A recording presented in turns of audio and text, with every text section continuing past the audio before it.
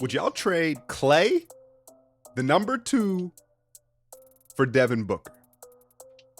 I'm going to leave that right there. You don't have to answer me now.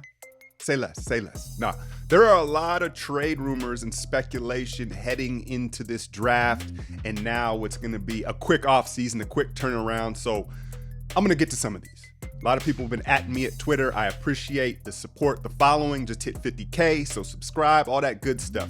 But let's get into some of these trade rumors. I have one problem. I have one problem with pretty much the majority of all these. It's always Wiggins attached to the number 2 pick. Now, I understand we're dealing with large contracts. There's only so many you can move. And most people are operating under the assumption like they're not going to break up the core 3 of Steph, Clay, or Draymond. So it's Wiggins' big contract and the draft pick. That's the capital that they're working with. But I'm just not I don't understand why we have to attach the number 2 pick to Wiggins to move him. Look, I'm already on the record. Like, I want to keep Wiggins. I want to see what he looks like in this system with the Splash Brothers and that gravity. But I just don't understand a lot of these trades proposed. It's as if, look, we'll attach Wiggins to the number 2, so take him off our hands.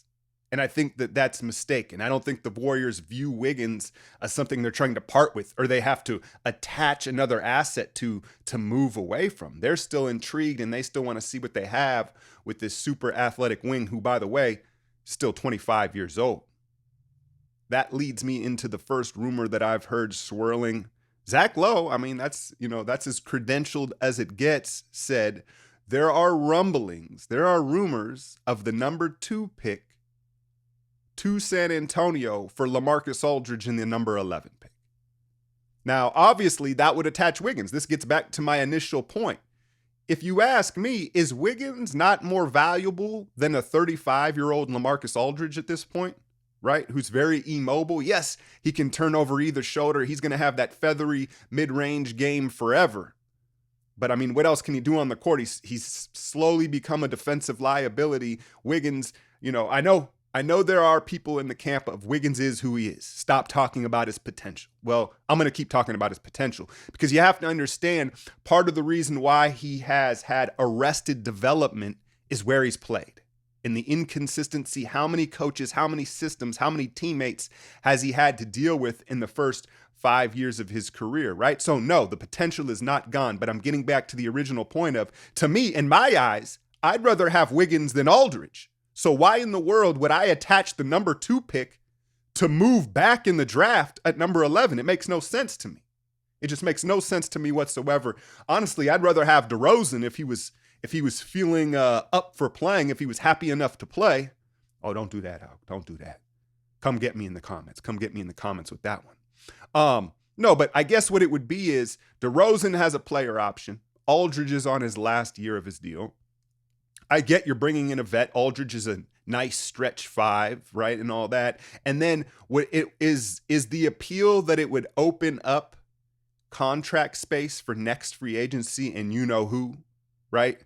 And Giannis, is that the appeal of it? Is there someone in the 10 to 12 range that the Warriors have, like in the top 3 to 5 of their big board? Is that what's intriguing them? They're like, look, the target we already want is back there. We can get something else. But then again, I still say I'd rather have Wiggins than either DeRozan or Aldridge at this point in their careers. The other thing is I've heard now, I don't know who's floating this out there, but the rumor is that Giannis is getting ready to sign that Supermax now, this offseason. And so who knows who's leaking that out? Perhaps Milwaukee internally is trying to put some pressure on Giannis. I never got that strategy. When you want a player to do something and you leak out that he's going to do it, I don't know. To me, if I was Giannis and that wasn't the case, I'd be like, I definitely ain't signing. Off the gate, that one, I don't see it. I don't like it. I don't want nothing to do with it. You got San Antonio, you're gonna have to send us a whole lot more back than that. I want DeJounte Mustard. I want all y'all shits. I want your whole deli. If you want the number 2, man. Come on, man. Shout out my guy Supreme Power on Twitter. He asked me essentially about Obi Toppin. Could the core and Obi be enough to win it all? And I'm not getting into season predictions. This offseason has to play out. We have to see where people land, where the draft is. But yeah, the Warriors are obviously viewed as contenders. Just ask Stephen A. Smith and his dramatics. The Splash Brothers. Anyway, Obi Toppin, he was one of the guys I scouted early on. Look, I'm not mad at Obi. I think that there's no way you take him at number 2. The way that the Warriors would find themselves with Obi Toppin would be a trade back scenario. And I'll present one to you. Perhaps to Phoenix. So Phoenix maybe has their eye on LaMelo Ball to pair with Devin Booker. Maybe they like Anthony Edwards. Phoenix trades the number 10 and Oubre for the number 2. The trade exception is involved. There's some logistics that would make it work, right? So now the Warriors have Oubre, and now they're sitting with the 10th pick. And then if Toppin is there, now you've got 2 contributors, because the appeal with Obi Toppin is he's 22 years old. He's ready to contribute now, albeit somewhat limited. I will say I think that he could, on paper, be the best pick and roll partner Steph has ever had. Think of him kind of like as a super David Lee. He's way more athletic than David Lee, but offensively, he has the full package. He can pick and pop. He's a great passer out of the double teams. Obviously, he can finish above the rim. It's defensively where I think that's why you're going to see him slide. I don't know where he initially was projected. He's definitely not going to be a top 5 pick. I think what's going to happen is teams are bringing him in for workouts. And if they're doing their due diligence, and they're really watching how he moves, he's just got these terribly stiff hips that really hurt him defensively. And, and he's going to put in pick and roll coverage relentlessly. And I'm not here to shit on Obi. I think his offense may be so good that it'll outweigh those defensive liabilities like you see with so many guys, a John Collins. And I think here's a good comp, Michael Porter Jr. Now, Porter Jr. is taller. He's a bit bigger, I think, but it's going to be in that same mold of, he's perhaps a 20-10 guy, but defensively, he leaves a lot to be desired, particularly on the perimeter with the stiff hips and trying to move and get out laterally. But overall, like I said, I'm not mad at Obi. Again, it's at what value? I think he can definitely help. I think he can be an offensive terror, especially with the Warriors spacing and in some pick and pop action. But where are you getting him? Are you getting something else, right? Couple other rumors I heard were moving back to the number 4 pick at Chicago, and they would send us Lauri Markkanen. Now, Markkanen, I'm not really, it kind of goes back to what I just said about Wiggins. You look at the disarray of the Bulls organization and the lack of consistency there. I'm still intrigued with Markkanen because he's a true 7-footer who can shoot the ball. The red flag is the rebounding and physicality. He seems to always be chipped up. You wonder if he's just flat out tough enough, to be honest with you. And I know that may be a cliche or a stigma when you look at his looks, right? But I'm just saying it is what it is, right? You look at his rebounding numbers, they're not where it should be. He seems kind of chipped up, but the skill is there as a stretch 5. I'd be intrigued, particularly because we don't know what their big board looks like, obviously. But again, if they can get the guy they already want and Markkanen, then yeah, it's icing on the cake. And so that would be the idea. So you move back to 4, and then perhaps I'd go Aneka, maybe Advia, right? Or Halliburton. That'd be the possibility you'd come away with that. The other rumor was Atlanta, the number 6 pick, and what's his name? Kevin Huerter. Kevin Huerter for, the number 2 pick. To me, I didn't even really look too far into that because it goes against everything I've heard from Atlanta and what they want to do. They want to compete. They need to make the playoffs. And so I don't understand why they would want to move up and get younger. And are they intrigued with Edwards, the Georgia product? I don't know. But I'd take Markkanen over Huerter. I think Huerter is a little bit overrated. They're probably both a little overhyped, right? But Huerter, I don't know. All right, so the biggest name out there right now, it's official. Everybody has been anticipating this and playing with his name in the trade machine for probably the better part of a year now. The New Orleans Pelicans are finally shopping Jrue Holiday. The Heat, you've heard both LA teams connected to him. Of course, Milwaukee would love to get his hands on him. Of course, Milwaukee would love to get their hands on him, right? And then there's the Warriors. No doubt the Warriors have called, right? He fits the window. He fits the timetable. And again, the obvious move is Andrew Wiggins and the number 2 pick for Jrue Holiday. Here's what it is, man. It's kind of similar to the Beal deal, right? That we just talked about. Jrue Holiday, don't get it twisted, is the superior defender. That's the difference. Call me crazy, man. I feel like a broken record here with this, but are we not so sure that Wiggins is somewhere of the same level or tier of Jrue Holiday alongside the Splash Brothers? He's bigger. I'll give Jrue this. Look, he's a proven commodity. He's a secondary ball handler. You can play Steph on and off ball. He can guard 1 through 3 positions, arguably 4 if you ask Kevin Durant a little bit, right? So he's very versatile as a defender.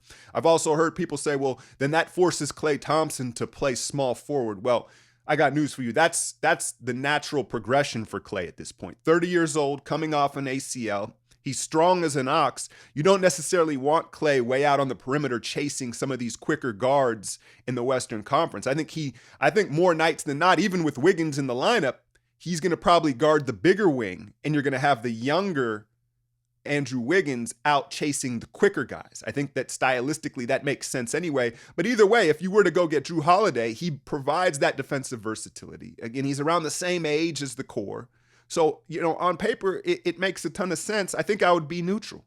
I still want to see what Wiggs do. And I also think the Pelicans, they got to send us back. What is it, the 13th pick?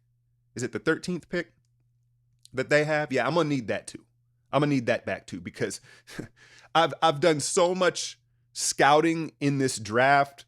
I'm going to need the Warriors to pick somebody. Like, if we somehow traded out of this draft, I'd be like, man, because I've never, obviously, with everything going on and the time that we've had to look at these prospects, like, I want the Warriors to pick somebody. So I don't know, man. I don't know. I wouldn't be mad at it. I wouldn't be mad at it, but I want a draft pick back. And again, I propose the question, are we sure Jrue is that much better than Wiggins? Now, I know some of you probably just spit out your coffee or whatever you're drinking. Like, are you kidding me? Wiggins is a very divisive, polarizing prospect. But I think that's the overall message to y'all here with these trades is I think most people are undervaluing what Wiggins can be for this team. And so when you attach the number 2 pick to it, you better be getting a haul back in return, not just dumping Wiggins' salary. And let me propose a different option of acquiring Jrue Holiday. Y'all know where I'm going. Right? We got to move another contract out. Who could it be? Draymond Green. It's a 3-team trade here. Now, hear me out. I'm just trying to get a little creative here. So you send Draymond Green to the Dallas Mavericks. The Dallas Mavericks send Tim Hardaway Jr. to the New Orleans Pelicans. This would be operating under the premise that Dallas has convinced themselves that they believe in Draymond Green. And you say, well, does he really fit with Luka? Draymond likes to dribble and kind of operate the offense a little bit. I get that, right? I get that aspect of it. They would have to be under the belief that, look, Draymond is going to shoot 33% from 3. He's going to work on his 3 ball. And then he's the perfect he's what they need in a sense of a leader, a veteran leader, and that toughness, that edge. I think that's what everybody came away with out of the bubble for Dallas. They were super impressed with Luka. Porzingis is obviously, his health is a super concern here. But it's like, if you could add Draymond to that mix, his championship experience and his grit, his communication and defense on the floor, I could see Mark Cuban and the Mavericks convincing themselves that he could be the missing ingredient. And I'd also add this. I just got done saying that, there's rumors that Giannis may sign that Supermax now. If he's off the table, because I get it, they're not going to trade for Draymond with the hopes of bringing in Giannis. And I don't know how much of a pipe dream that is, but let's say Giannis is off the table. So now where do they go? Where are they going to get that toughness and that championship grit, right? And then you look at it from the Pelicans' perspective. The number 2 pick is the prize, but Tim Hardaway Jr. slots right in there next to Lonzo and alongside Ingram, 3 and D-ish. Pause, right? D-ish, 3-ish player, right? And it could happen one of 2 ways. They could sign and trade and lock him in long term, or if he opts into his final year now at $19 million, then they have him for 1 year and they have more flexibility moving forward.